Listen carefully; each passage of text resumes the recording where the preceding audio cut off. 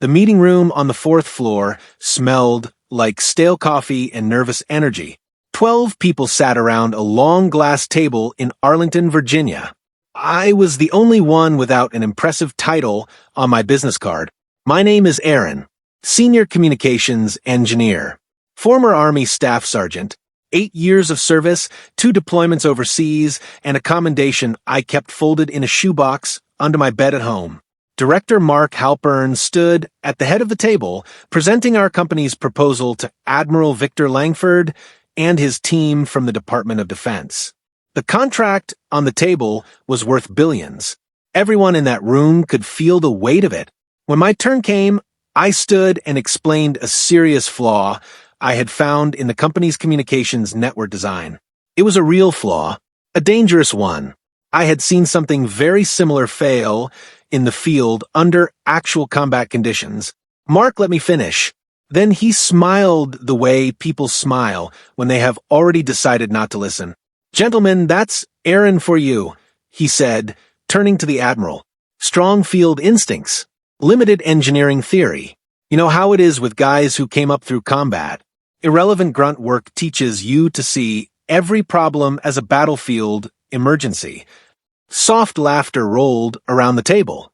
I started to sit back down. Then Admiral Langford slowly raised one hand and looked directly at Mark. "Do you know," he said quietly, "who trained your entire communications division?" The laughter stopped like a light switching off. The silence that followed was the kind that fills a room like smoke. Slow, heavy, impossible to ignore. Mark blinked. He tried a small laugh. "Victor, I appreciate the enthusiasm, but Aaron is a junior engineer. His military background is noted, of course." "I didn't ask about his rank," Admiral Langford said calmly. He had the kind of voice that didn't need volume to carry weight. "I asked if you knew who designed the baseline communications training protocol your division has been running for the last 4 years. Mark opened his mouth. Nothing came out. Langford turned to me. "Staff Sergeant Aaron, you built that protocol during your final deployment. Field tested under real combat conditions during a classified operation. Correct?" I nodded once. "Yes, sir." "That protocol," Langford continued, still facing Mark, "saved the lives of 23 soldiers during an operation I am not at liberty to name in this room." The board members at the table shifted in their seats. Several of them looked at me with something I hadn't seen directed my way in that building before. Not pity, not amusement, attention. Mark straightened his tie. "That's impressive, truly. But today we're focused on project deliverables, so if we could..." "We are not moving forward," Langford said quietly, "until Aaron finishes explaining his idea." The room went perfectly still. I picked up my pen. I did not rush. I had learned in the Army that calm confidence speaks louder than nervous speed ever could. I walked to the whiteboard and laid out the flaw clearly. The company's proposed communications network relied on a centralized relay structure. In a real combat environment, one well-placed hit to that relay could silence the entire system. Every unit, every signal, gone. My alternative used a distributed mesh architecture, smaller nodes spread across the network that could reroute signals automatically if any single point failed. Simpler in design, less expensive to build, far more reliable under the kind of pressure that mattered. 2 of the contractors leaned forward. One of them started writing. Then Mark interrupted. "Aaron is overstating his military role," he said smoothly. "The field operation he's referencing involved dozens of engineers. He was one small part of a much larger team effort." I kept my face flat. I had heard versions of that sentence my whole career, the quiet erasure dressed up as clarification. Before I could respond, Admiral Langford spoke. "Lieutenant Ferris," he said, turning to a uniformed officer seated near the wall, a Pentagon liaison I hadn't noticed before. "I'd like you to formally request this officer's full service file from the Pentagon Records Office."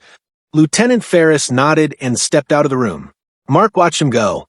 For the first time since I had known him, he looked uncertain.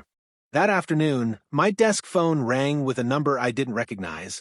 The extension belonged to the executive floor. CEO Daniel Mercer wanted to see me. I had spoken to Mercer twice in 3 years.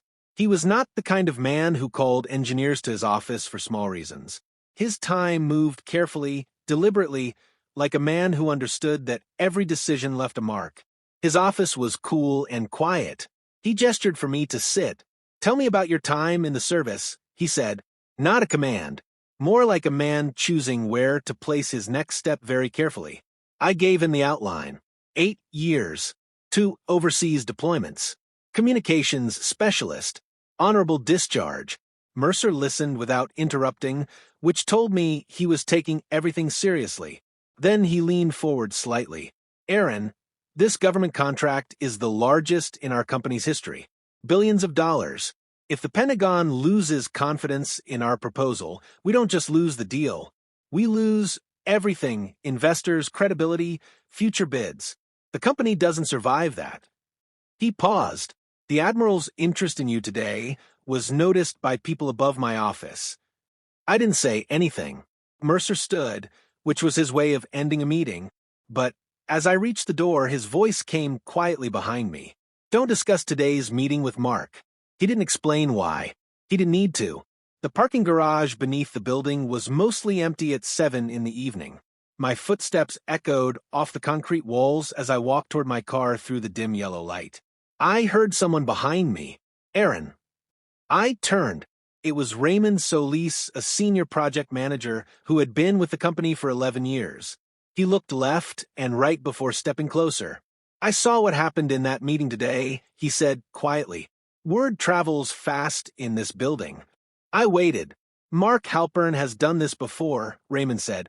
3 years ago, an engineer named Paula Whitfield caught a design error that would have cost the company millions. She brought it to the team. Mark took full credit and had her reassigned within a month. She quit 6 months after that. He looked at me steadily. "You impressed the wrong man today. Stay quiet. Keep your head down. Let the project move forward. If you value your career, that's the only smart move here." I thanked him. He nodded once and walked away quickly, like a man who had already said more than he planned to. I sat in my car for a long moment before starting the engine. When I got home, I found an email waiting. It came from an address I didn't recognize, but the signature at the bottom was clear. Admiral Victor Langford. He was requesting a private meeting. Tomorrow morning. A restaurant he named in Georgetown. I read it twice. Then I typed back, "Yes." The restaurant was small and warm. Dark wood panels, low lighting, the clean smell of fresh bread in the air. Admiral Langford was already seated when I arrived, wearing civilian clothes, a gray jacket, no insignia, nothing to signal who he was to anyone watching. He stood and shook my hand like an equal. We ordered coffee. He waited until the waiter moved away before he spoke. "I was part of the command structure during Operation Hollow Ridge," he said, simply. My coffee cup stopped halfway in my mouth.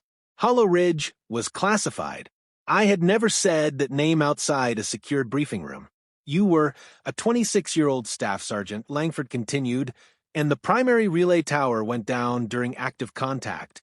Every communications channel in the forward operating base went completely silent. Your commanding officer was injured. You improvised a field repair using salvaged equipment and re-established contact with Allied forces in under 40 minutes. He let that sit between us.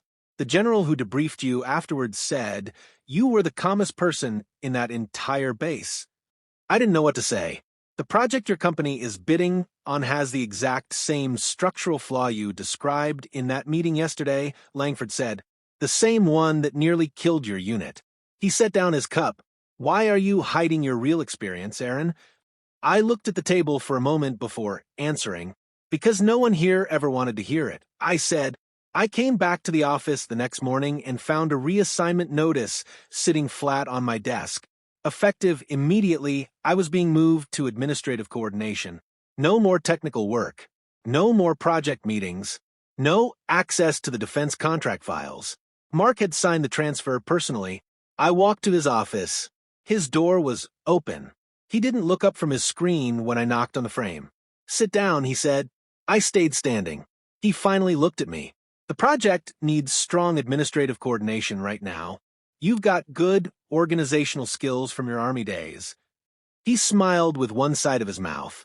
Think of it as playing to your strengths. This is a demotion, I said. This is a restructuring, he said, and his tone made it very clear the conversation was over. I walked back to my desk, slowly. My mind was working through every angle. Mark had moved fast. The reassignment notice was already printed and signed, which meant he had prepared it before I arrived. He had been thinking about this since the moment the meeting ended yesterday. The contractor review was scheduled for the following week. He was trying to make sure I had no seat at that table when it happened. He needed me invisible before Admiral Langford returned. I opened my email and began carefully documenting everything. 2 days later, a woman appeared at the door of the small office I had been reassigned to. She knocked quietly and glanced down the hallway before stepping inside and closing the door. "You're Aaron," she said. It wasn't a question. "That's me. I'm Lena Ortiz, data analyst on the 3rd floor. She sat down and opened a thin folder on her lap with the practiced calm of someone who had planned exactly how this conversation would go. "I overheard Mark's conversation with the VP of Operations yesterday evening," she said. "They weren't being careful about who was nearby in the hallway." She slid the folder across the desk to me. "Mark isn't just trying to remove you from the project. He's building a case for your full termination. Insubordination. Disrupting contractor relations. He's already spoken to HR twice." I looked down at the papers inside. They were printouts of internal performance data, stress simulations run on the proposed communications network months ago. The numbers were alarming. Under real combat conditions, signal interference, electronic jamming, physical damage to relay points. The system failed in every single test scenario above a moderate threat level. "These simulations were completed 3 months ago," Lena said quietly. "The engineering team submitted a formal warning to leadership. Mark buried it." She looked at me steadily across the desk. "I've been looking for someone worth showing this to," she said. "I think that's you." The executive conference room on the top floor was full when I was called up the following Tuesday morning. I had not expected to be there. My access to the project had been officially removed. But a message from CEO Mercer's assistant arrived at 8 sharp with a single instruction: be present. Admiral Langford sat at the far end of the table. Beside him were 2 men in dark suits I didn't recognize, Pentagon procurement officers, based on the identification badges clipped to their jackets. The meeting opened politely. Progress updates, budget summaries, timeline reviews.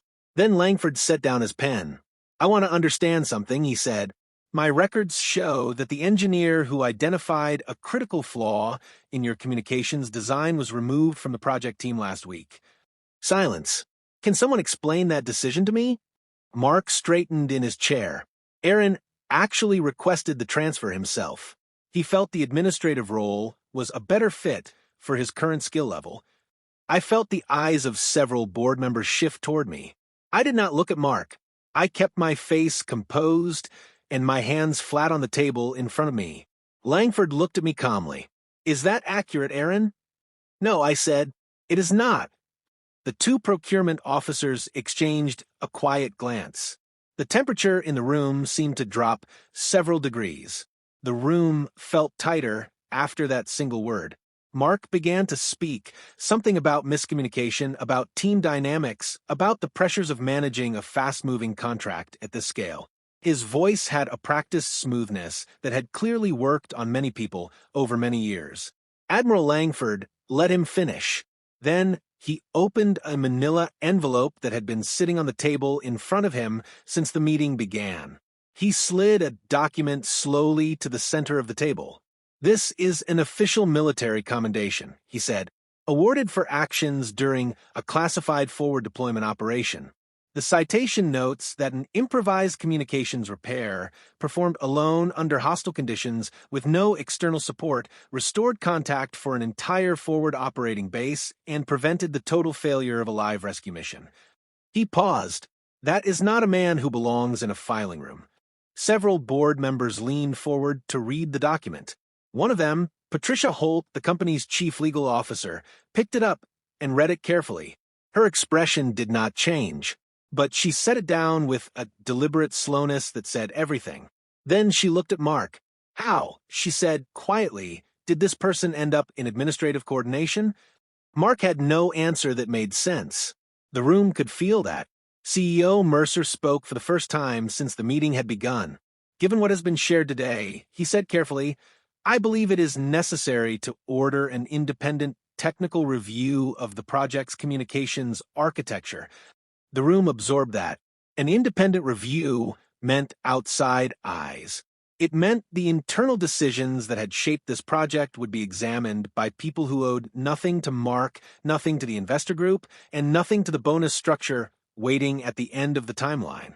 Effective immediately, Mercer continued, "Aaron is reassigned to the technical review team in an advisory capacity." Mark's jaw tightened almost invisibly. I caught it because I was watching. Mercer's voice remained even. "This is not a reflection of any individual's performance. This is a quality assurance measure. Given the scale and public safety implications of this contract, it is simply the right thing to do." The procurement officers both nodded. After the meeting broke up, I walked down 2 flights of stairs to the small office that had become my temporary home. I sat down and exhaled slowly. For the first time in over a week, I could breathe normally. My phone buzzed. A message from Lena. "They're watching the file servers now. Be careful what you access through the company system." I thought about the simulation data she had shown me, the buried warnings, the system that failed every real-world test. The review team was going to find all of it. The review team consisted of 3 external engineers contracted by the Pentagon. They were thorough, quiet, and asked very specific questions that told me exactly how experienced they were. I joined them on the second day. They gave me access to the full system architecture, deep file access I hadn't held in weeks. I worked through the design layer by layer, the way I had been trained to work through communications problems in the field, slowly, methodically, without assumptions. It took me 4 hours to identify the flaw clearly in the documentation. The network routed all battlefield signals through a single primary hub. That hub was engineered to handle standard signal loads under normal operating conditions. But under real combat conditions, electronic jamming, multiple simultaneous contacts across a wide area, physical stress on relay equipment, the hub's processing capacity collapsed at roughly 60% of expected demand. The system would go completely silent at exactly the moment it was needed most. I documented everything in a clean technical report. I attached the original simulation data Lena had given me.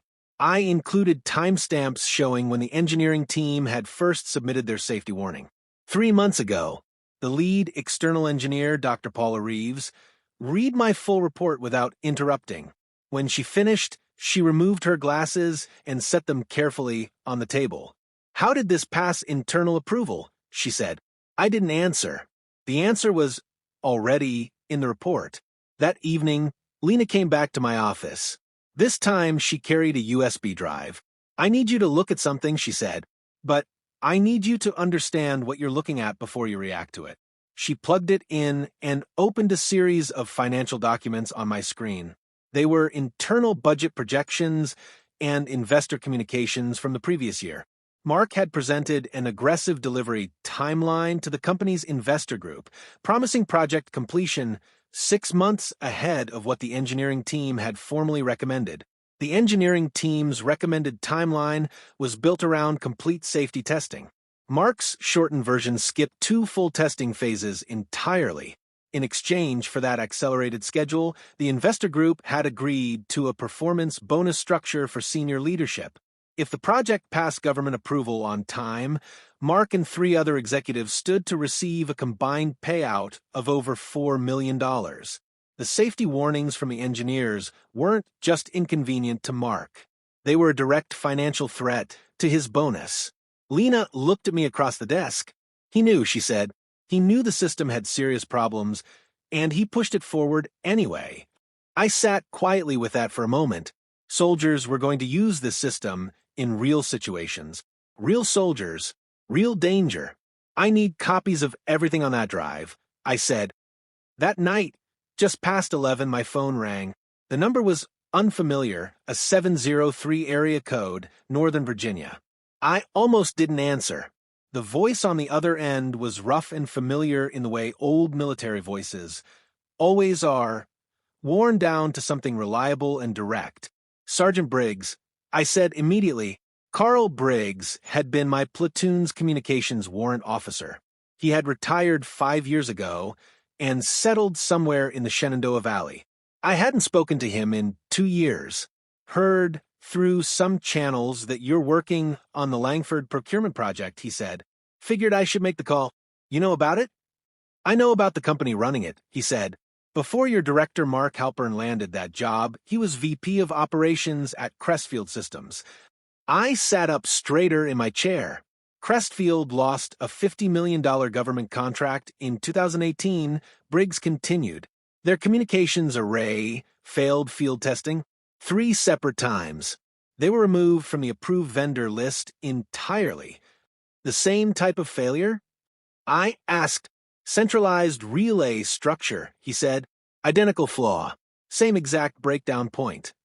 He let that settle for a moment. Halpern signed off on that Crestfield system too, Briggs said. He didn't learn from it. He just moved to a bigger company and tried again. I stared at the wall for a long time after we hung up. I requested a private meeting with Mark the next morning. He agreed, which surprised me. Maybe he believed he could still manage me. Or maybe he had simply underestimated exactly how much I now knew. His office door clicked shut behind me. I sat down without waiting to be invited and placed a printed summary on his desk.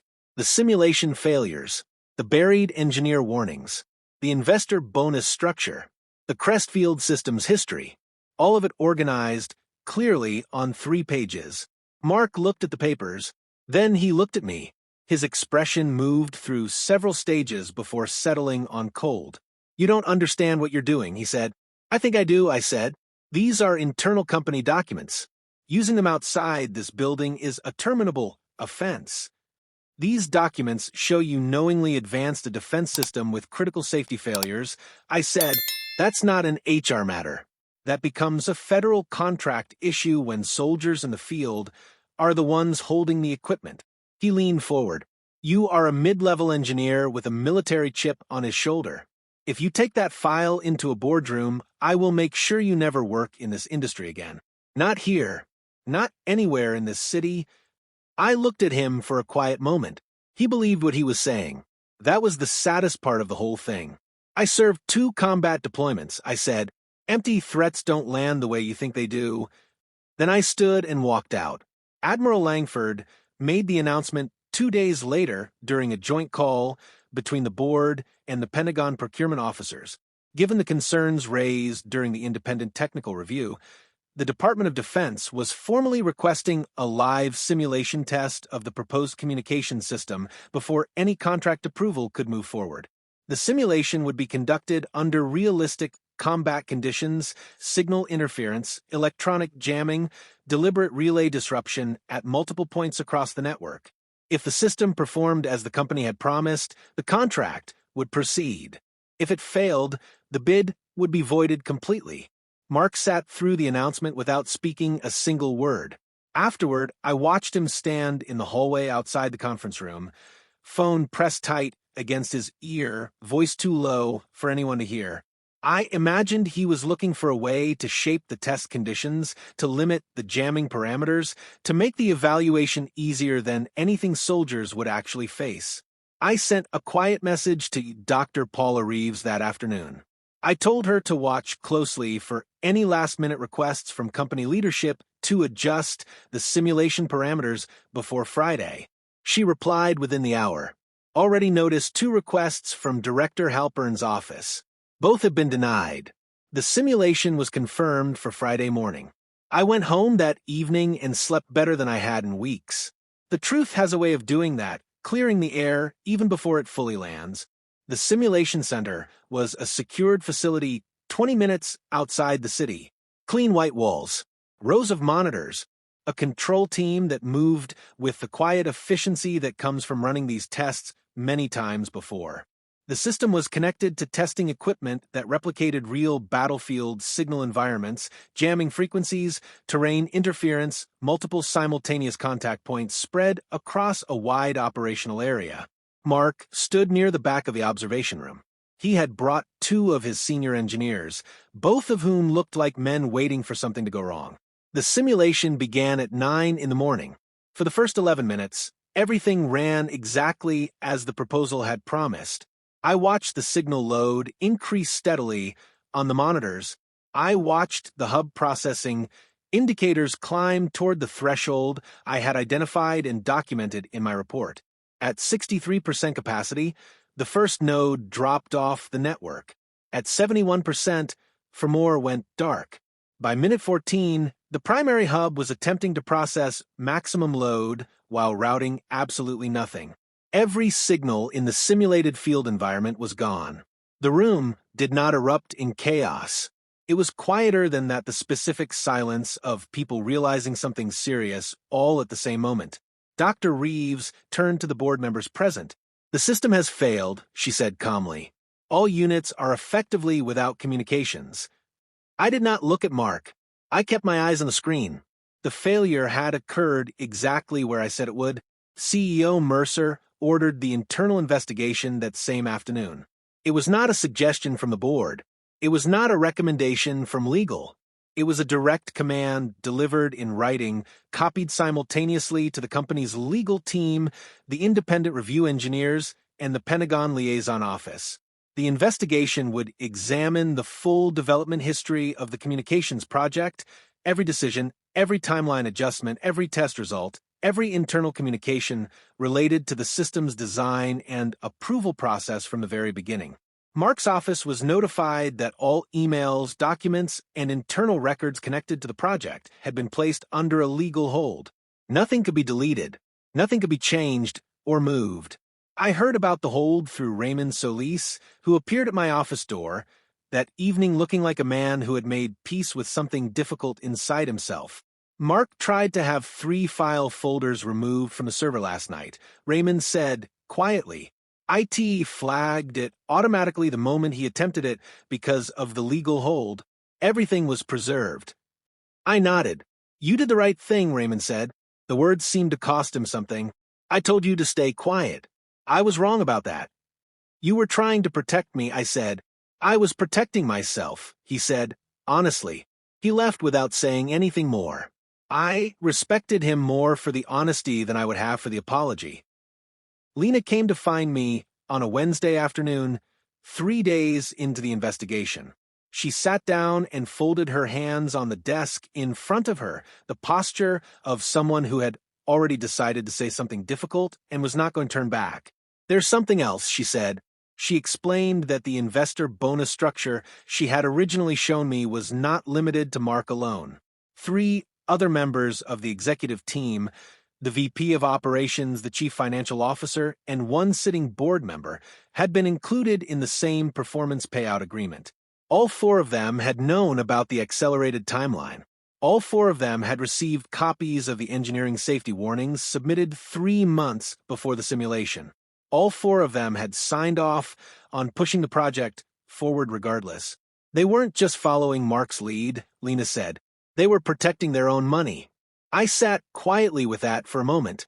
For people, all in positions of real authority, all choosing a personal bonus payment over a system that real soldiers in real situations were going to depend on with their lives. "Have you given all of this to the investigators?" I asked. "Not yet," she said. "I wanted to tell you first. Give it to them today." I said, "Everything you have. All of it." She nodded once and stood up. "I already printed the copies," she said. "Admiral Langford asked to meet me privately again, this time inside a small conference room at the Pentagon Procurement Office. It was a different kind of space than the Georgetown restaurant. Fluorescent lights, a metal table, a uniformed officer standing quietly near the door. The kind of room where decisions that actually mattered got made without ceremony. Langford didn't waste time. "The government still wants this project," he said. "The need for an advanced battlefield communications network has not changed. The timeline has not changed. The budget has not changed. He looked at me directly across the table. What has changed is our confidence in the current leadership directing the design. He slid a single sheet of paper toward me. It was a preliminary offer, a formal government request for me to lead the complete redesign of the communication system under a joint structure. I would hold final technical authority over the network architecture. I would report directly to a Pentagon Oversight Committee. My name would be on the finished system. I read it through twice without speaking. You have the field experience to build something that actually keeps people alive, Langford said. You've already shown you understand the failure points more clearly than anyone else in that building. He leaned back slightly. The question isn't whether you're capable, Aaron. The question is whether you're willing to step forward instead of staying quiet. I looked at the paper for a long, still moment. Then I picked up the pen. The executive meeting 3 days later was the most tense I had ever sat through in my professional life. The investigators presented their complete findings to the full board of directors. I was present as a member of the technical review team, seated near the far end of the room. The lead investigator, a compact man named Arthur Ben, spoke without emotion and without hesitation. He laid out the entire timeline in clean, precise language. The 3 engineering safety warnings submitted between January and March. The exact dates each warning was received and logged by Mark's office. The date the accelerated timeline was formally confirmed to the investor group. The warnings had arrived first. The timeline decision had come after, which meant the choice to push the project forward had been made with complete knowledge that the engineering team believed the system was not safe to deliver. Board members asked careful questions. A few looked genuinely shocked. Others had the careful expression of people watching a suspicion they had held privately for a long time finally become confirmed in public. Mark sat at his end of the table and offered explanations for each finding. The explanations were patient and detailed. They were not convincing. By the end of the presentation, it was clear that the buried warnings had not been an oversight, not a judgment error, and not a failure of communication. It had been a deliberate choice. Arthur Ben set down his final page. The current project leadership, he said quietly, is no longer viable.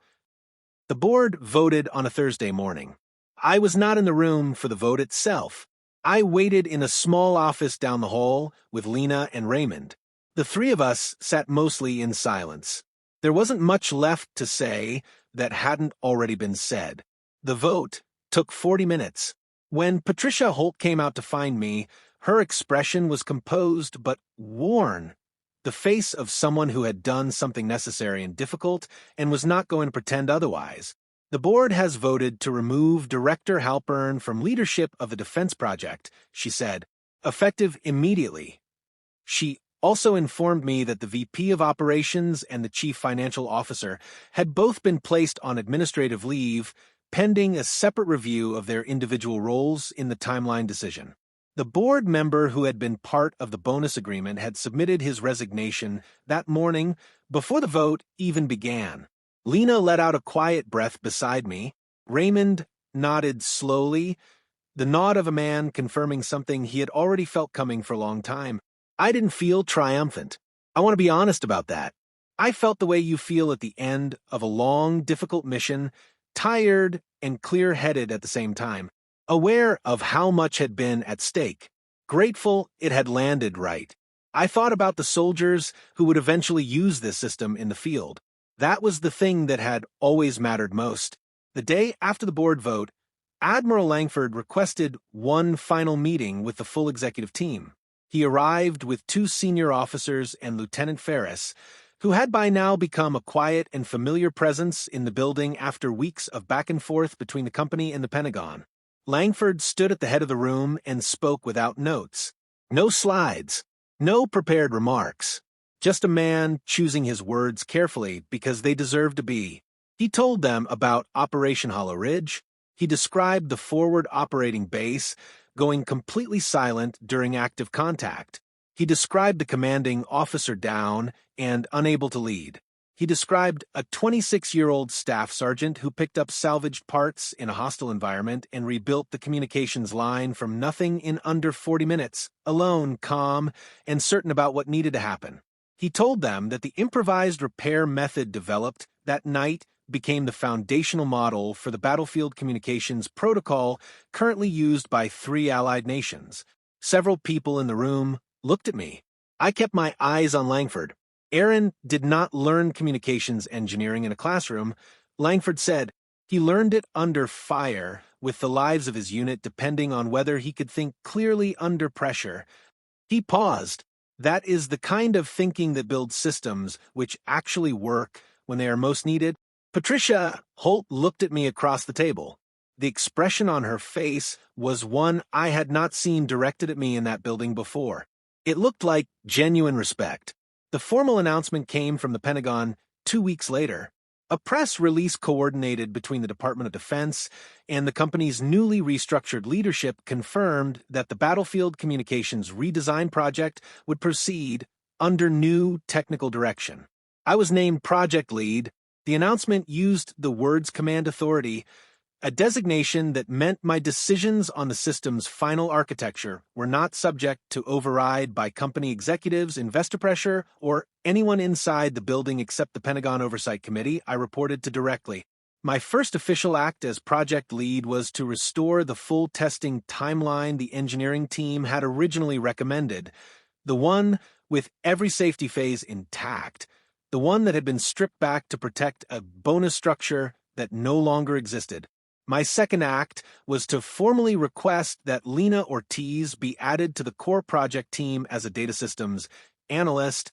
She had earned that seat more than almost anyone else in the building.